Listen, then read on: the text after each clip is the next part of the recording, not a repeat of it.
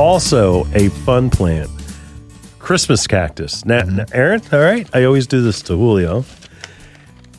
Are all Christmas cactus the same? No. No. My answer would be no. Okay. I'm going to say ask why. Because I've heard of Thanksgiving cactus. See? And I've heard of also Christmas cactus, which I'm assuming is because they are two different plants.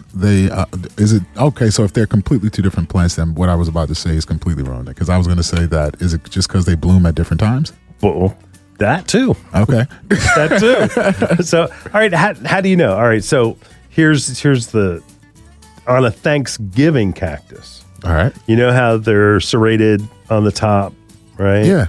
They're kind of toothed on there. So a Thanksgiving cactus is more rounded, where it's a softer serration, where on a Christmas cactus, they're more pointy. Okay. Fool your friends. All right. Impress your family. I got you. That's cool. Yeah. I think like my family. My family's going to laugh at me like that. Oh, that's great. That's great. Now, anyway. Yeah. It also, you got to look at the pollen because the anthers on the Thanksgiving cactus are actually more yellow, and a Christmas cactus, they're more pink and purplish, like a purplish brown. So there is a difference. And when you go to buy them and you want it for Thanksgiving or for Christmas, make sure you're not buying the leftover Thanksgiving cactus because they are on their way out of bloom. Why do I know this? I was in Sam's Club. I go there. And I was picking up the grocery order. And they had really nice Christmas cactus. Actually, they called them the zygote cactus. Zygote. And that way, they didn't have to say whether they're Thanksgiving or Christmas. And the fact was, they were Thanksgiving cactus, and they were going out of bloom, and they were not of value. The plant with no blooms on it was nice, but only to people that are in the industry. For somebody to buy that at Bloomers, they would have said, "Oh, aren't you throwing these away?" You think the regional manager or whoever orders for the store knew that?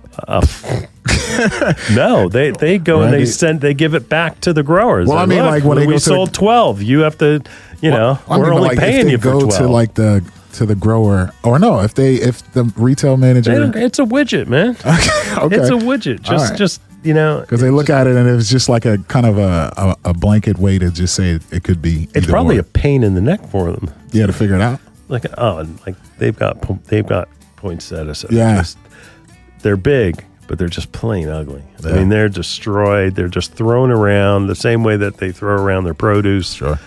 It's just, they don't see the damage that happens when that kind of stuff is handled in that environment. Sure. Like Home Depot will probably have some special thing for poinsettias coming up, but they're treated like such garbage. Throw them right in front of the door under that industrial heater, right? And bake them, right?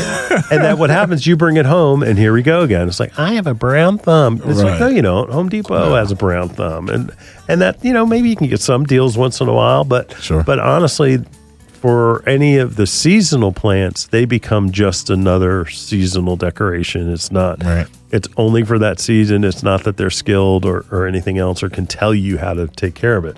But the poinsettias are another show.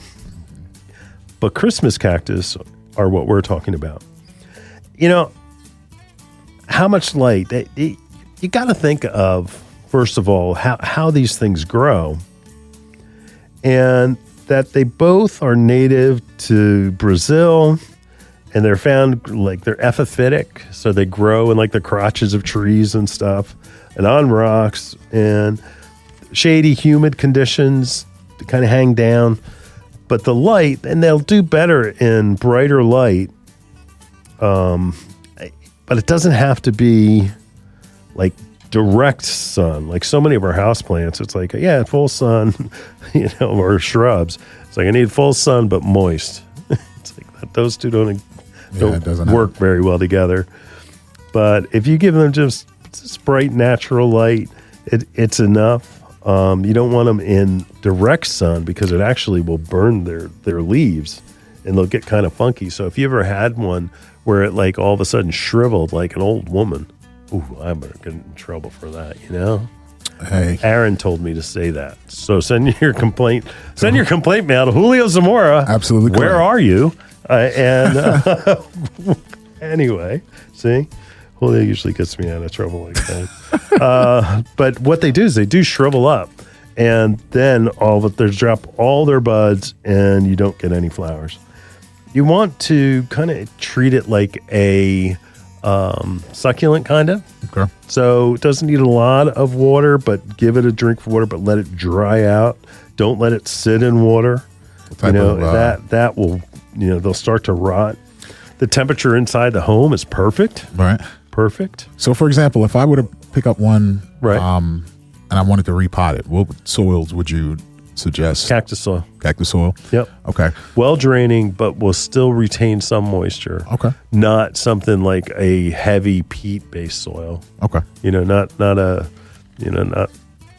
any of the professional potting mixes. Gotcha. You're going to want to go to and you'll see a lot of it's cactus and succulent mix. So you want to go with something like that. Okay.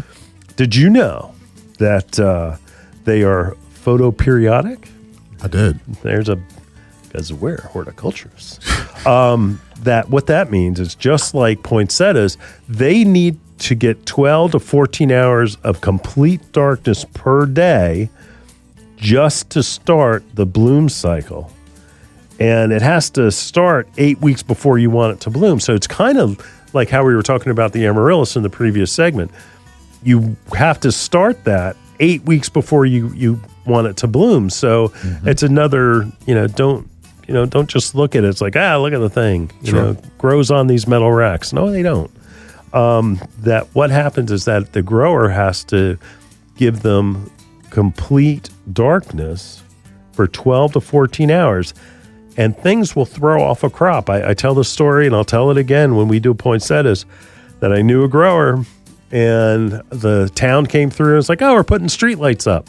And they put streetlights up, and his poinsettia crop was completely thrown off because the lights from the streetlights screwed up that 12 to 14-hour period of darkness that was required for him in order to get the poinsettias to start coloring up. So there's a little bit of science. That's what it's all about. But I think Christmas cactus, Thanksgiving cactus are a nice enough plant on their own to be kept in the house all year long. It's not just a holiday plant.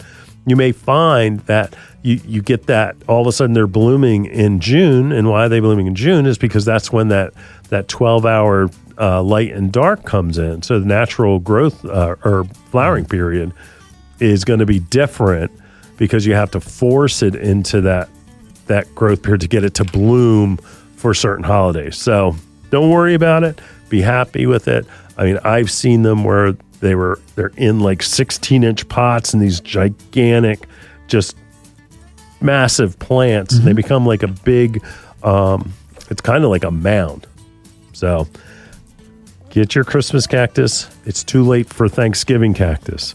Again, the way that you tell the difference is when you look on the tip of the leaf, you'll see that it's real pointed. That's Christmas cactus. If it's kind of like rounded instead of points, that's Thanksgiving cactus. You don't want that one because that's already done blooming. It's the Christmas cactus is the one that you want.